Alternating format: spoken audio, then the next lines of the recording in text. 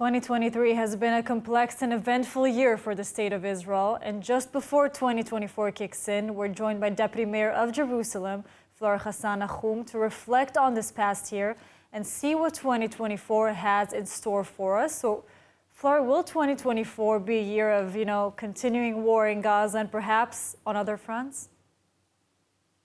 It's just so sad and tragic that the year started off with so much promise and it's ended up in such a terrible, tragic way. It's very difficult, really, to encapsulate everything that has happened in this year. We started the year in our third year of the Abraham Accords. The year continued, unfortunately, with a lot of internal divide, a new government that then brought upon itself a lot of internal divide, a lot of politicization by the opposition, and really culminated in a moment where I think that we were posing an existential danger to ourselves with the divisions in this country. And then all of a sudden, the enemy reminds us that that's what really is the real enemy. The real enemy is outside and not within. And we're fighting a terrible guerrilla urban warfare, which is cruel, which has taken our innocence, which still keeps our hostages. And it really is a very difficult thing to encapsulate everything that's happened this year. And next year, I think if we're looking at the glass half full, we could perhaps see a different regime in Gaza, but we could also see a war with Lebanon. Yes, and now you're leading me to another, government, to Israel one. Our government has led Israel for exactly 1 year, 2023. It seems much longer, and for the past 3 months was the addition of Benny Gantz's National Unity Party and his place in the war cabinet. Which government is likely to lead us in most of 2024? Is change inevitable, judging by the current mood of the nation, or do you see this continuing? Well, I think we need to finish the war first. I don't think changing a government in the middle of the war is advisable, whether we like or we don't like the government. I think we have to let the people who are now managing the war complete the task if we're going to see an end to this quickly. But I do think that the day after the war, there's a lot of reckoning to be done with the current leadership, military and political alike. I think that there are layers of things that happened in order to get us to a situation where we couldn't defend our borders on that terrible October 7th. Why soldiers weren't listened to, why female soldiers weren't listened to, where the chain of command failed, where intelligence failed, and where the government failed. And so I believe that in 2024, inevitably, there will have to be an election, a national election. Yes, now according to Defense Minister Yoav Gallant, there are as many as 7 hostile fronts now attacking Israel once the war is over.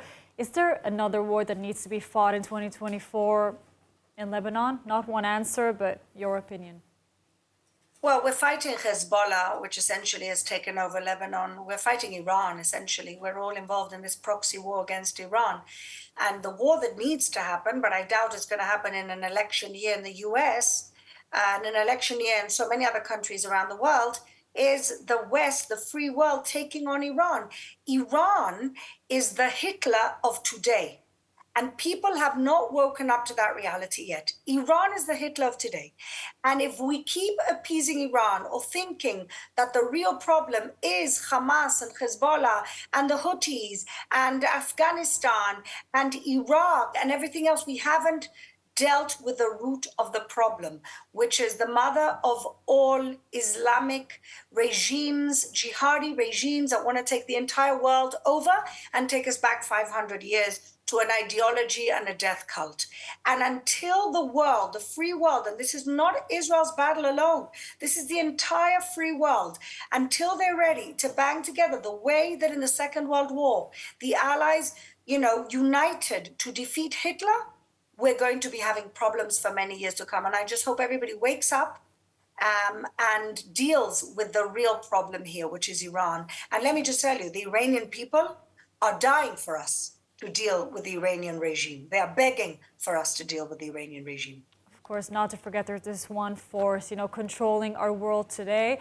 Last time we interviewed you, you weren't so positive about the amounts of anti-Semitism around the world. It's also a trend that we were speaking about a lot this year. Do you see any change or improvement in those areas? Well, the only thing that I think has the good to come out of this is that now we know who everybody is. You know, for the last 20 years, they've been trying to trick us or dupe us into thinking that anti-Zionism is not anti-Semitism. And of course, most of us here in Israel knew that it was. But in the West, especially with young, vulnerable Jewish kids who would go into universities, they would be given an option. If you're a Zionist, then you're anti-human rights. That's what they would be told. Young Jewish kids from good Jewish homes would be in university, they would be confused, and they would side against their own people because they bought into this, they were duped into this. Today, everything's clear. We now know that all these people are anti-Semitic. They've made it very clear.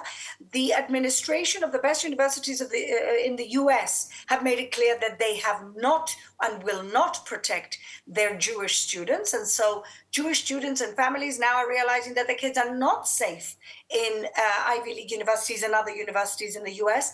And so if we're finishing this year with one thing is that we now see the truth, you know, in the face. And Yes. that is what this war has brought out. The anti-Semites that were there all along have been smoked out and have shown their true colors. Fleur, always saying the most important things. Thank you so much for joining us today, and Happy New Year as much as possible.